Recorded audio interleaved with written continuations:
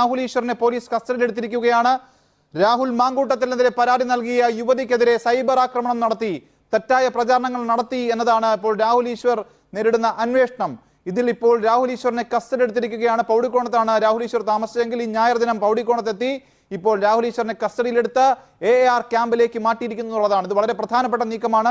Cyber ആക്രമണങ്ങൾ അതിശക്തമായ നടപടി ഉണ്ടാകുമെന്ന് രാവിലെ തന്നെ സൂചനകൾ പുറത്തുവന്നതാണ്. സന്ദീപ് വാര്യർ ഒരു വിവാഹ ചിത്രം പങ്കുവച്ചത് ഏറെ വിവാദമായിരുന്നു. പിന്നീട് സന്ദീപ് വാര്യർ ആ വിവാഹ ചിത്രം പിൻവലിച്ചു.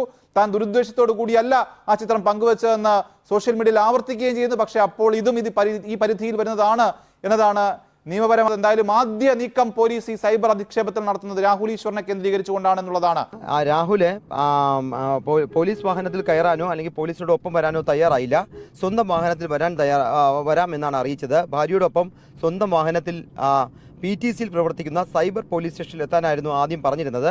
പക്ഷേ പിന്നീട് പോലീസ് തന്നെ നിർദ്ദേശം നൽകി AAR ക്യാമ്പിലേക്ക് പോകാനാണ് നിർദ്ദേശം നൽകിയത്. എന്തായാലും AAR ക്യാമ്പിലാണ് ഇപ്പോൾ രാഹുൽ ഈശ്വർ ഉള്ളത്.